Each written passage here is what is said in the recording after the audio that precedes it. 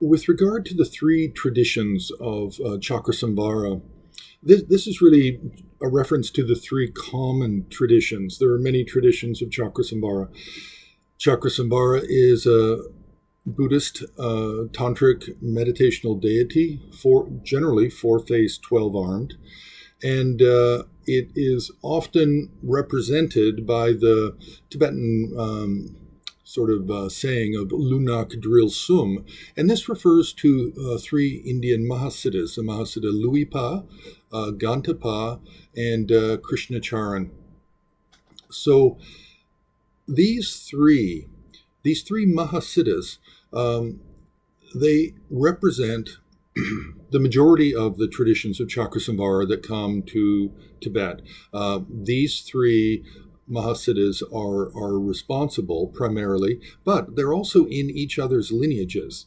According to most lineages, Luipa comes first. He's the senior, then Gantapa, and then Krishnacharan. Although the Tibetan saying has it as Luipa, Krishnacharan, and Gantapa, so it has them out of chronological order, but we won't worry about that. Now, how do we tell these apart? I mean, is there any difference? Well, yes, the Luipa and the Krishnacharan both are essentially a 62 deity mandala with concentric rings of deities moving outward. And the Luipa is identifiable by the consort, the female consort of Vajrayogini, red in color, with both her legs wrapped around the lower torso of Chakrasamvara. Now, the Krishnacharan form of Chakrasamvara has Vajrayogini with her left leg standing and her right leg wrapped around the waist of Chakrasamvara. Now, the Gantapa traditionally is not in a 62 deity mandala, and the leg posture is the same as the Luipa, with the Vajrayogini with the legs wrapped around the waist. So it's very difficult to know what is a Luipa tradition, Chakrasamvara, and what is a Gantapa tradition.